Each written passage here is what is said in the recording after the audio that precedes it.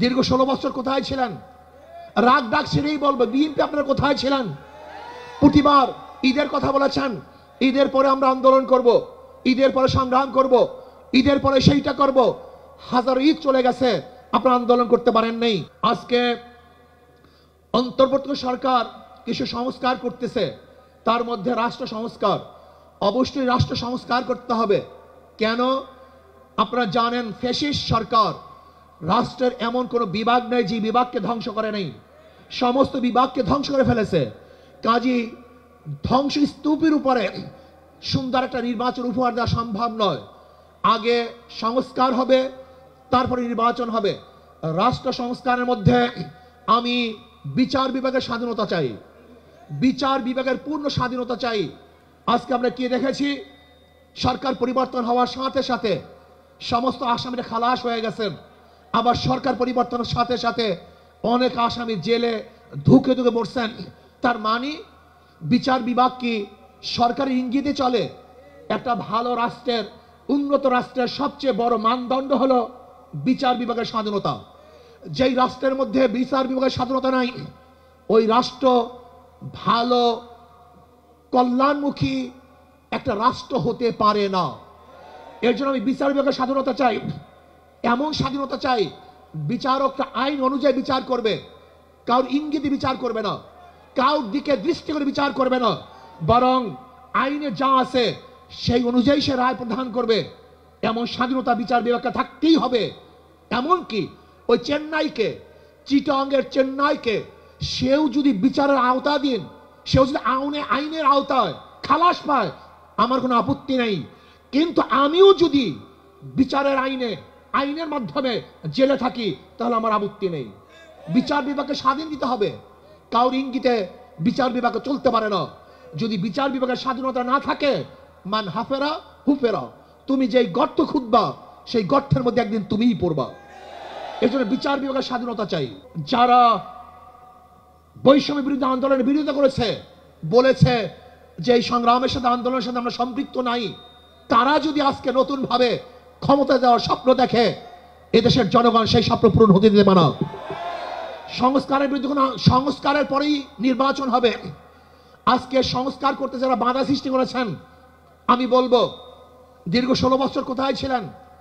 রাগ ডাক ছেড়েই বলবো, বিএনপি আপনারা কোথায় ছিলেন? প্রতিবার ঈদের কথা বলেছেন, ঈদের পরে আমরা আন্দোলন করব, ঈদের পরে সংগ্রাম করব, ঈদের পরে সেইটা করব। হাজার ঈদ চলে গেছে, আপনারা আন্দোলন করতে পারেন নাই। কিন্তু ছাত্র জনতা আজকে আন্দোলনের ভিত্তিতে যে অর্জন করেছে, সেই অর্জনকে ধ্বংস করার চক্রান্ত করতেছেন।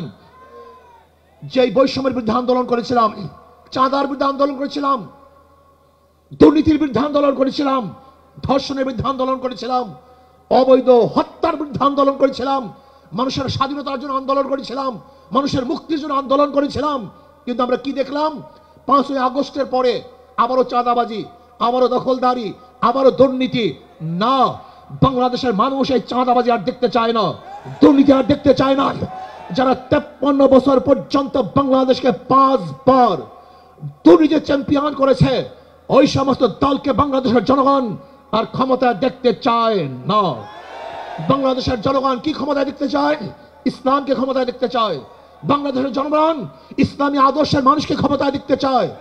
যারা খাঁটি ইসলাম, মদিনার ইসলাম নিয়ে সামনে অগ্রসর হবে, বাংলাদেশের মানুষ তাদেরকে গ্রহণ করবে। মদিনার ইসলামের বাহিরে কোন নব ইসলামকে বাংলাদেশের মানুষ গ্রহণ করবে না ইনশাআল্লাহ। প্রিয় ভাইরা আমার, আসুন ইসলামী হুকুমাতের জন্য আমাদের সাধনা করতে হবে, চেষ্টা করতে হবে।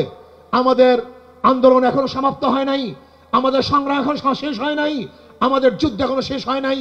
ফ্যাসিবাদের বিরুদ্ধে আন্দোলন করেছিলাম, এখন চাঁদাবাজের বিরুদ্ধে আন্দোলন করতে হবে, দখলদারের বিরুদ্ধে আন্দোলন করতে হবে, যারা দুর্নীতিবাজ তাদের বিরুদ্ধে আন্দোলন করতে হবে, যারা ডাকাত তাদের বিরুদ্ধে আন্দোলন করতে হবে, যারা দেশকে ধ্বংস করার চক্রান্ত করতেছে তাদের বিরুদ্ধেও আরেকবার আন্দোলন করতে হবে।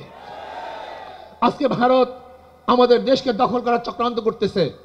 আমি ভারতকে বলবো, আপনি আমাদের দেশ দখল করার চক্রান্ত করতেছেন, আমাদের দেশের দিকে চক্ষু তুলছেন, আঙ্গুল উঁচা করছেন। আপনি কি জানেন বাংলাদেশের অবস্থাটা কি? আমরা জীবনভর লড়াই করি, বেঁচে আছি, লড়াই করি, বাঁচবো ইনশাআল্লাহ। আমরা জীবনভর লড়াই করেছি, আরো লড়াই করব, লড়াই করতেই থাকবো। যতদিন পর ইসলামী হুকুমত না কায়েম হবে ততদিন পর্যন্ত ইনশাআল্লাহ মাঠে থাকবো, ময়দানে থাকবো। প্রিয় ভাইয়ের আমার, আগামী নির্বাচন আসতেছে, নহে সমাপ্ত কর্মমোদের, অবকাশ কোথায় বিশ্রামের। আজকের থেকেই আমাদের কাজ শুরু হবে। মাঠে ময়দানে প্রত্যেকটা দাঁড়ে দাঁড়িয়ে ঘরে ঘরে গিয়ে মানুষকে ইসলামের কথা বোঝাতে হবে, ভোট আদায় করতে হবে, ইসলামের পক্ষে আমরা ভোট নিয়ে আসব। আল্লাহ আমাকে এবং আমাদের সবাইকে ইসলাম হুকুমত কায়েম করার চেষ্টা করার এবং সর্বোচ্চ ত্যাগ করার তৌফিক দান করেন।